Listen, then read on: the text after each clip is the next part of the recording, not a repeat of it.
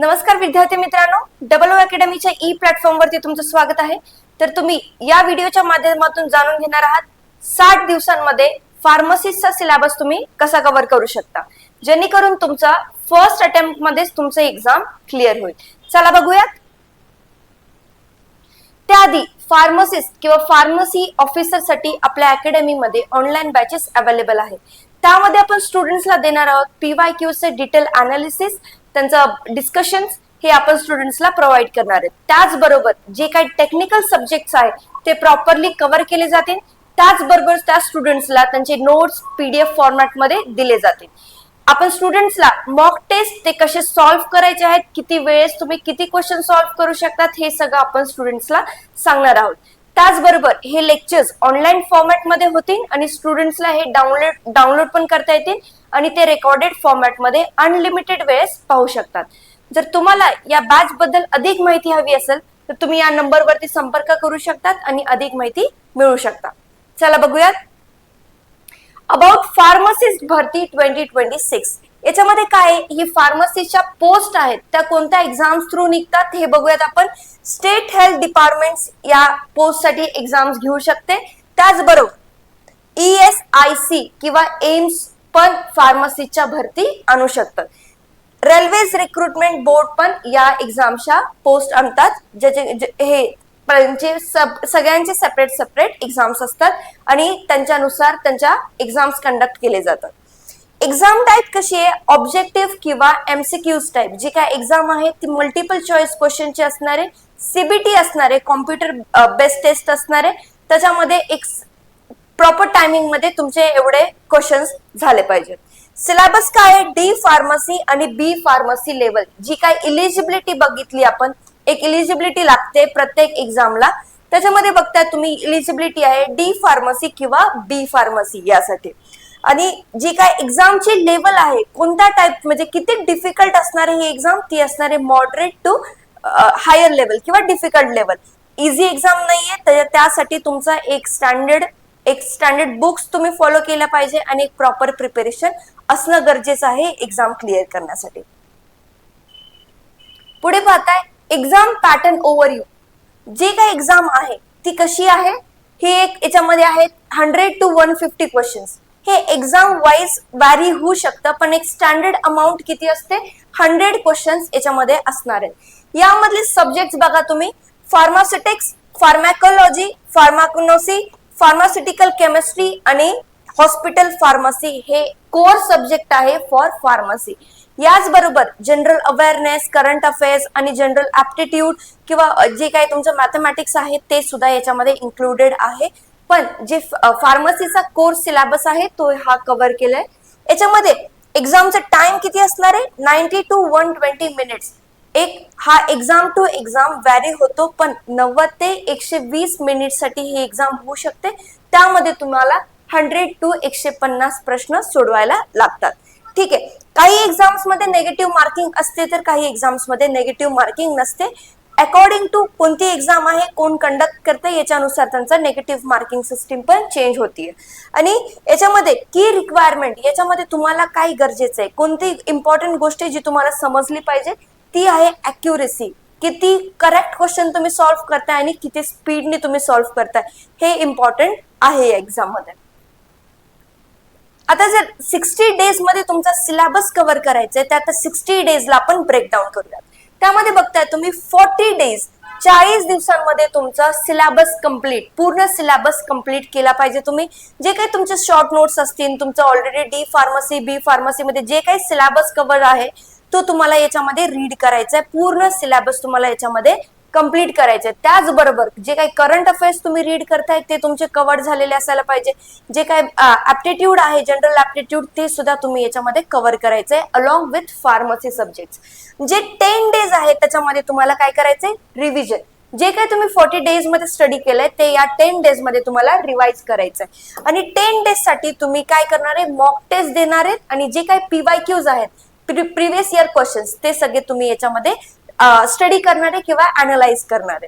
आता हा पाहिलं तुम्ही एक ओव्हरऑल 60 डेजला कसं ब्रेकडाऊन केलंय, पण प्रत्येक दिवसामध्ये पण तुम्हाला ब्रेकडाऊन करायला लागेल। ते कसं ब्रेकडाऊन करताय तुम्ही, 4 आवर्स साठी तुम्ही एक थेरी रीड करणार आहे. जी काय तुमची थेरी आहे फार्मास्युटिक्सचे असेल तर त्या 4 आवर्स मध्ये दिवसाच्या सकाळपासून जर सुरू केलंय तर तुम्ही 4 तास हे थेरी रीड करायची.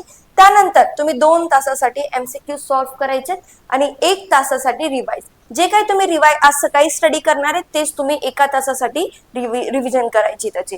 त्याचबरोबर 2 तास तुम्हाला हे एमसीक्यू सॉल्व्ह करायचे. ओके, एक जनरल तुमचा 6 to 7 आवर्स स्टडी झाला पाहिजे या एक्झाम साठी.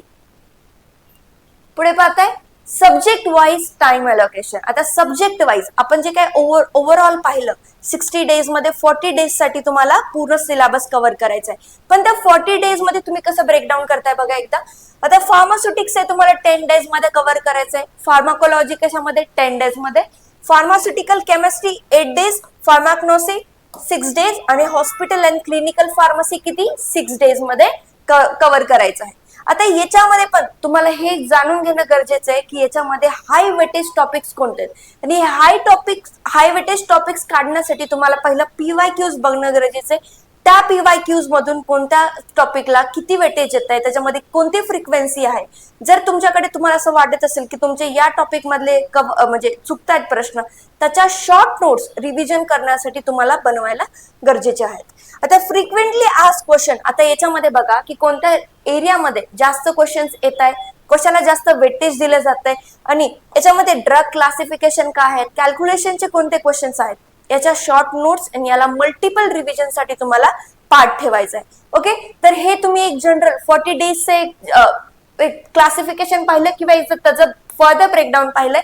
यानुसार तुम्ही 40 डेज मध्ये कम्प्लीट सिलेबस तुमचा कव्हर करू शकता.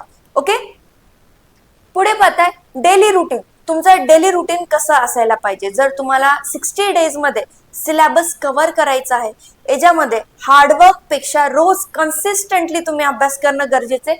त्याच्यामध्ये तुम्ही पाहताय मॉर्निंग मध्ये 2 आवर्स जे काही तुम्ही स्टडी करणार आहे न्यू टॉपिक, त्याचा न्यू टॉपिक स्टडी करायचा आहे. आफ्टरनून मध्ये जे काही आपण 2 आवर्स ठेवले होते एमसीक्यू साठी, तुम्हाला हे एमसीक्यू शी प्रॅक्टिस करायची आहे. जो तुम्ही सकाळी थेअरीचा स्टडी केलाय त्याच्याच रिलेटेड जर तुम्ही एमसीक्यू सॉल्व्ह केले तर कन्सेप्च्युअल क्लॅरिटी किंवा त्या रिजन मधले तुम्हाला कोणते क्वेश्चन येत नाही किंवा कोणता पार्ट क्लिअर नाहीये हे तुम्हाला समजून जाईल.